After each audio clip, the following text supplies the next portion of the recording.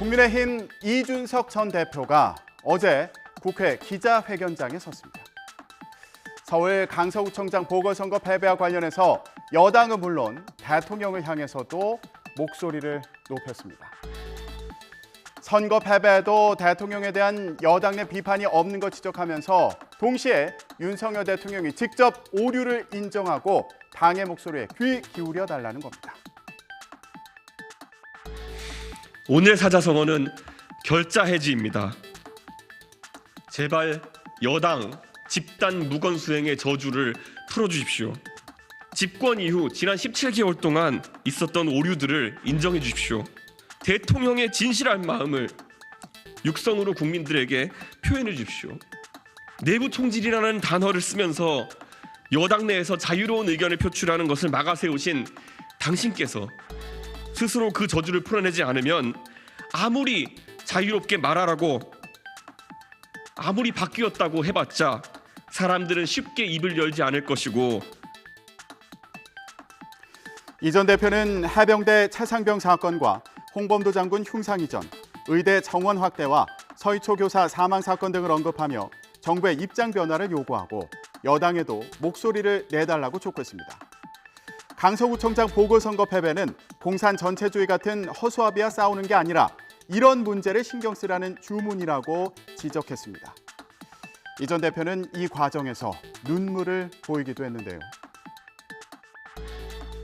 한 해병대 병사의 억울함이 반복되지 않도록 엄정한 수사를 하고자 했던 박정훈 해병대 대령의 모습은 성형을 두지 않고 수사했던 한 검사의 모습과 너무나도 다 있었을 것입니다.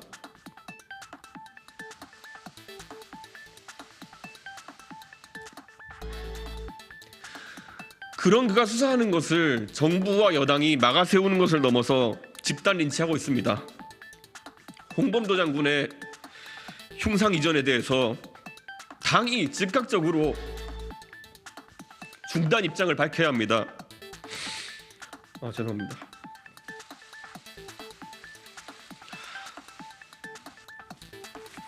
그 고마운 마음이 이번 정부 들어서 왜 상처를 입고 이탈했는지 겸허하게 한번 반성해 봅시다. 자, 그런데 이런 이 전 대표를 향해서 눈물 쇼라면서 평가절하한 인물이 있습니다. 바로 최근 내부 총질을 하는 이 전 대표를 제명해야 한다면서 공세 수위를 높이고 있는 국민의힘 안철수 의원입니다. 안 의원은 이 전 대표가 강서구청장 보궐선거 유세 당시 자신의 막말 논란과 관련한 가짜 뉴스를 퍼뜨리면서 자신에게 선거 패배에 책임이 있다고 주장한다며 이 전 대표 제명을 촉구하는 서명운동을 벌이고 있는데요. 이 전 대표가 제명을 피하기 위해 대통령과 당을 직격하며 눈물 쇼를 보여줬다면서 제명당하면 탈당할 명분을 쌓으려는 잔꾀라고 주장했습니다. 또 악마의 눈물 쇼와 궤변을 들으니 이 전 대표가 반드시 제명돼야 당이 살 수 있다는 생각이 든다고 말하기도 했습니다.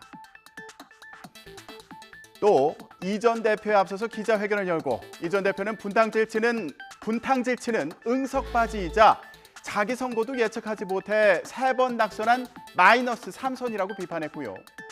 16,000여 명이 이준석 전 대표를 내보내기 위한 서명운동에 동참했다며 당 윤리위에 제명안을 제출했습니다. 그런데 안 의원, 기자회견 직후에 이런 질문을 받았습니다. 들어보시죠.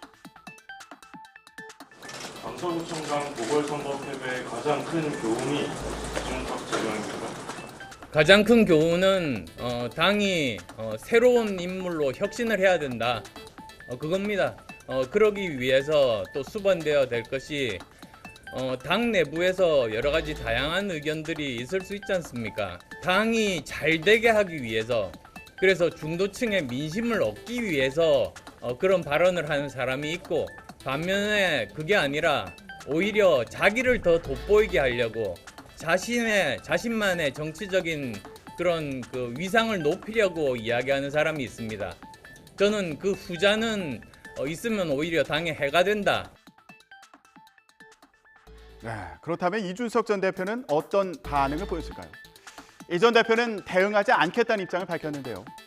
친 이준석께서는 안 의원이 조급한 것 같다며 진정하라는 반응을 보였습니다. 안철수 의원께서 그 윤리위 제소 진행하신 데는 어떻게 보시는지? 저는 아픈 사람을 상대하지 않습니다. 저는 뭐 두 글자로는 오바고 세 오바다. 글자로는 급발진하신 게 아닌가 급발진이다. 하는 생각이 들고 예. 지금 당이 풍비박산이 났습니다. 그래서 지금 이러고 있을 때는 아닌 것 같습니다. 좀 이렇게 다짜고짜 급발진을 해버리시면요. 기존에 평소에 정말 싫다고 하셨던 86 운동권들하고 별로 다르지 않아 보여요. 안철수 의원께서 이것도 저것도 뭐 여의치 않으니까 결국 보수 유튜브 감성까지 이렇게 좀 가신 것 같아서 좀 안타까워요. 근데 이 전 대표는 상대하지 않겠다고 하지만 보궐선거 패배 책임을 둘러싼 공방이 이미 격해진 상황인데요. 당내에서는 이런 상황이 민망하다, 모두 자제했으면 좋겠다는 지적도 나오고 있습니다.